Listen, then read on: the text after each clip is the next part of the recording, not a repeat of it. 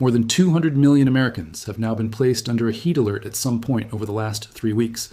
Not 200 million total exposures spread evenly across a normal summer.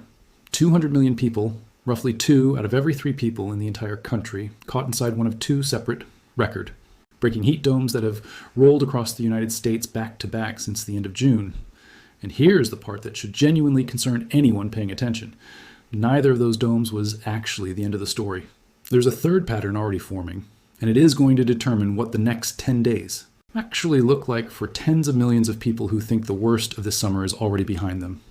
If you live anywhere east of the Rockies, subscribe right now, because this heat wave is not winding down. It is reloading. To understand why this keeps happening, you need to understand the single atmospheric feature responsible for every single heat wave this country has experienced so far this summer. Meteorologists call it a heat dome, and the name is more literally accurate than most people realize. A heat dome forms when a large, persistent area of high pressure builds at the upper levels of the atmosphere and effectively parks itself over a region, refusing to move for days or sometimes weeks at a time. When high pressure builds strongly at altitude, it forces the air beneath it to sink. Sinking air compresses as it descends, and compression causes warming, the same basic physics that makes a bicycle pump feel warm when you use it. Without enough cloud cover to reflect incoming sunlight, and without evaporating rainfall to cool the surface through latent heat. Release. The ground underneath a heat dome heats up day after day with almost nothing available to interrupt the cycle. Temperatures do not just reach seasonal records under a strong enough dome. They reach all-time records because the feedback loop has nothing pushing back against it. This particular summer, the first of these domes locked in during the final days of Juni and held through the 4th of July holiday, planting itself over the Midwest, the Ohio Valley, the Mid-Atlantic, and the Northeast. Heat index values across that stretch pushed into the 100 to 110 degree range for days on end. According to the National Weather Service's experimental heat risk product, more than 160 million Americans were rated at major or extreme heat risk through the holiday weekend alone, a single event that on its own would count as one of the more significant heat waves of any given year. A rapid attribution study conducted afterward concluded that the specific combination of extreme heat and extreme humidity recorded across that eastern dome would have been statistically impossible without the influence of greenhouse gas emissions, meaning this was not simply a hot week that happened to occur. It was a hot week that the pre-industrial climate physically could not have produced. Fireworks displays, outdoor festivals, and public gatherings tied to the Independence Day holiday were disrupted across multiple states as organizers weighed the risk of holding large outdoor events during a period when heat index values were already crossing into major and extreme categories, a small but telling sign of how directly this pattern reached into ordinary daily life, rather than remaining an abstract set of numbers on a weather map. Then, almost the moment that first dome finally broke down, a second one began building, and this time the target shifted entirely. Instead of parking over the east, the new dome anchored itself over the Intermountain West, the Northern Rockies, and the Great Basin, an area already deep into severe and in some cases exceptional drought. The National Weather Service office in Salt Lake City described it in a forecast discussion as the most significant heat wave the region had seen so far this season, and the numbers backed that up without qualification. Salt Lake City reached a new all-time high temperature record, 109 degrees, not simply its hottest reading for that specific date in July, but the hottest temperature ever recorded there in any month of any year in the entire period of record. Billings, Montana shattered its own all-time record the same weekend. Phoenix reached 113 degrees. Temperatures across the region were running 20 to 30 degrees above what would be considered normal for the middle of July, an anomaly large enough that it is not simply an unusually hot stretch. It is a genuine departure from the historical climate of the region.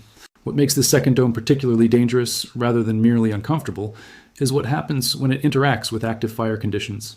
The same high pressure that traps heat also tends to dry out vegetation and produce erratic, gusty winds along its periphery as air circulates around the dome. Multiple large, destructive wildfires were already burning across Utah and neighboring states as this second heat dome built, and the combination of record heat, extended drought, and shifting winds directly complicated firefighting efforts in exactly the communities already dealing with the worst of the heat. This is the compounding pattern that emergency planners have started describing in blunt terms. 2 major heat domes within the span of 3 weeks is not a normal cadence, even accounting for how much hotter recent summers have generally trended. Some meteorologists tracking this season have begun referring to it as an emerging bi-weekly cycle of extreme heat. Events, language that would have sounded like exaggeration a decade ago and now simply describes what has actually happened on the calendar. As that western dome reached its peak intensity, it did something heat domes in the west typically do this time of year. It began shifting eastward, and as it shifted, its leading edge dragged the hottest air with it back across the plains and toward the Midwest and Northeast for a second time in the same month. By the middle of July, roughly 100 million Americans were once again under some form of heat advisory or warning, stretching from the northern plains through the Great Lakes and into the mid-Atlantic and Northeast.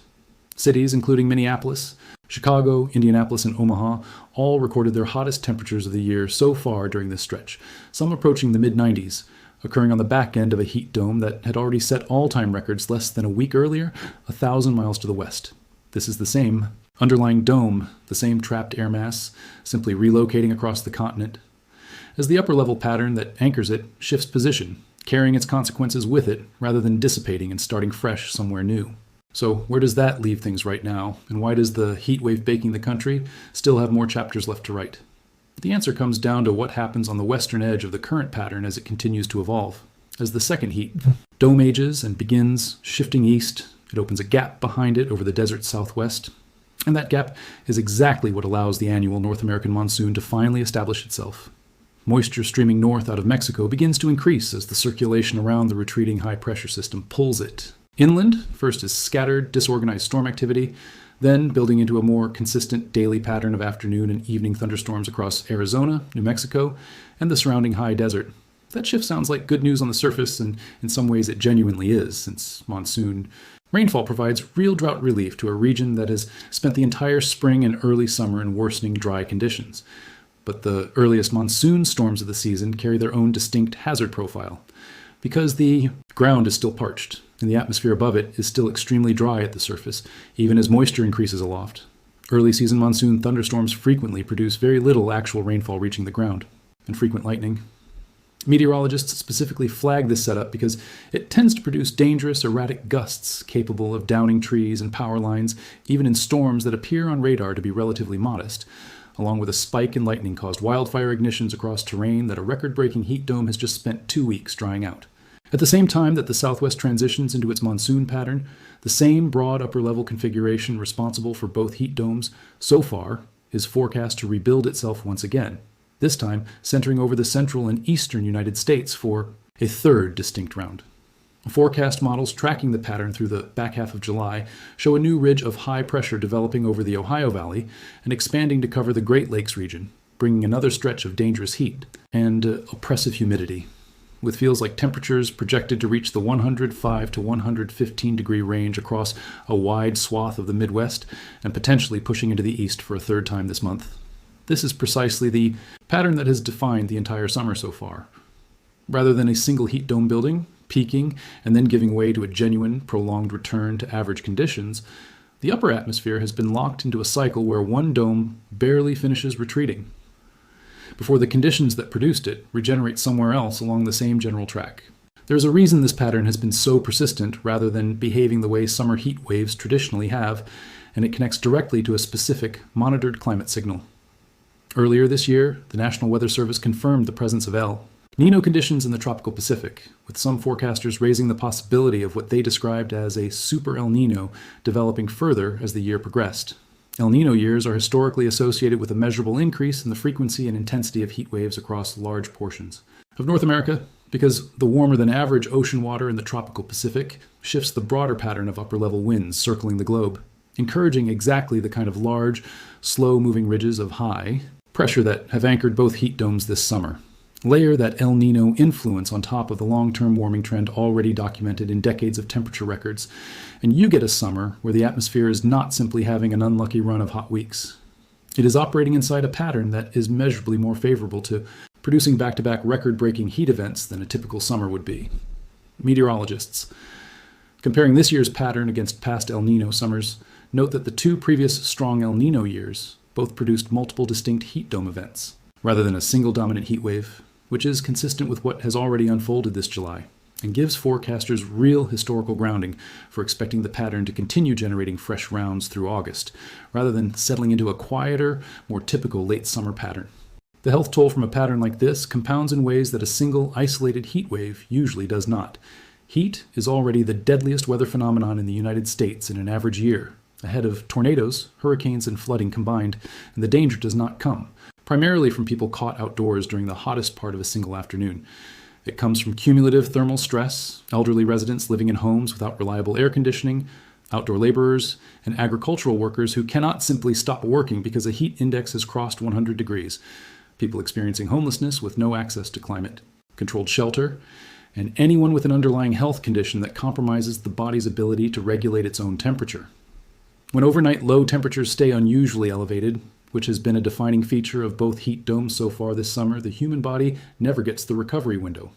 It normally relies on to shed the heat stress accumulated during the previous day before facing another one just a few hours later. 2 major heat events within 3 weeks does not give vulnerable populations the recovery period that public health systems are generally built around, and it places sustained strain on regional power grids at exactly the moment surging air conditioning demand pushes those grids closest to their limits, raising the risk of the kind of cascading outage that removes the one protective measure most people are actually relying on.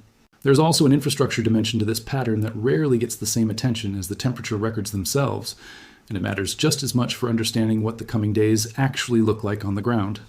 Power grid operators across the regions affected by both domes have already issued conservation requests during peak demand windows, asking residents to raise thermostats and delay running major appliances during the hottest hours of the afternoon and early evening.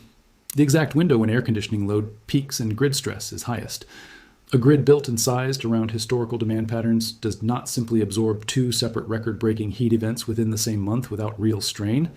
And when a heat dome settles over a region for an extended stretch, the risk is not only that temperatures climb, it is that the demand surge required to keep tens of millions of homes cool simultaneously pushes transmission infrastructure closer to the failure point than it would ever reach during an isolated single-week heat event. Utility companies in several of the affected states have specifically flagged this back-to-back pattern as a genuine planning challenge, since equipment that would normally have weeks to cool down and recover between major demand events has instead been asked to perform at or near capacity multiple times within the same month. Agriculture faces its own version of the same compounding problem.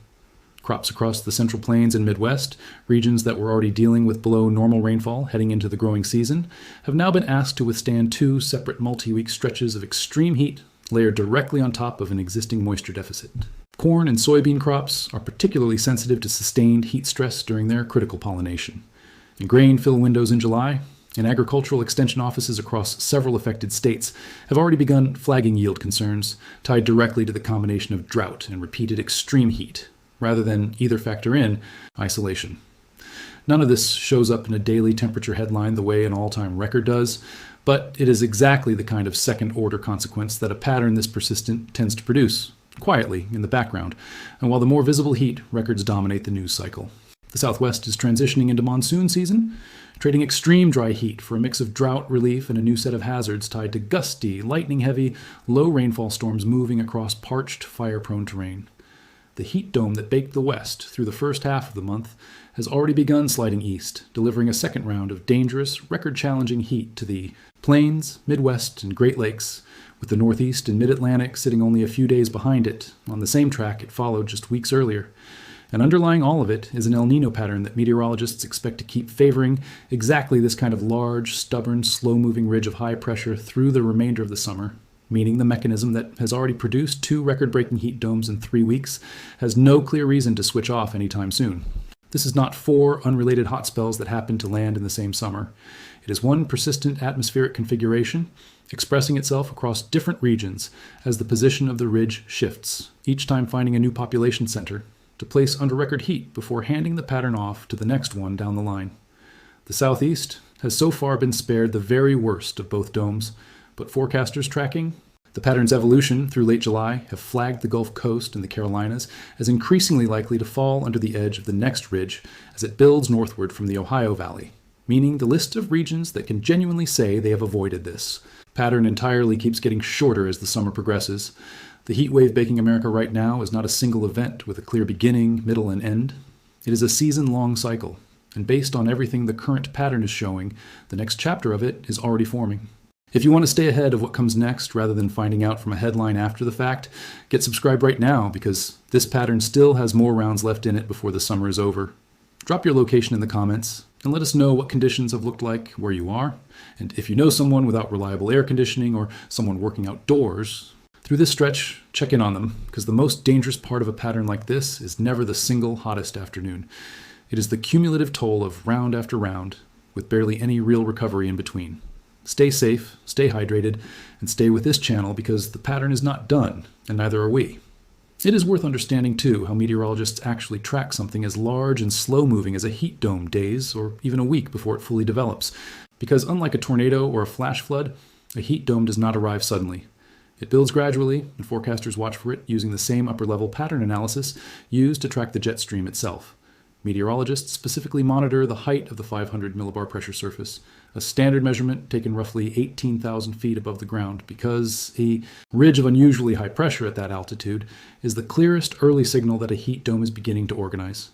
When forecast models show that 500 millibar ridge strengthening and becoming anchored in place rather than moving through in the normal progression of weather systems, that is the signal meteorologists use to issue extended heat outlooks a week or more in advance, giving emergency managers and utility operators time to prepare before the first triple-digit afternoon actually arrives. This is exactly the tool that identified both of this summer's heat domes before they fully developed, and it is the same tool currently showing a third ridge beginning to organize over the Ohio Valley for the back half of July. That lead time matters enormously because, unlike sudden severe weather, heat waves are almost entirely a preparation problem rather than a surprise problem. Nobody is caught off guard by a heat dome the way they might be by a tornado touching down with only minutes of warning. The National Weather Service and the Weather Prediction Center typically have several days, sometimes more than a week, to communicate that dangerous heat is building, which is exactly why the actual death toll from heat waves, while still the highest of any weather hazard in a typical year, comes down disproportionately to failures of access rather than failures of forecasting. People without air conditioning, without a cooling center nearby, without the ability to take timine,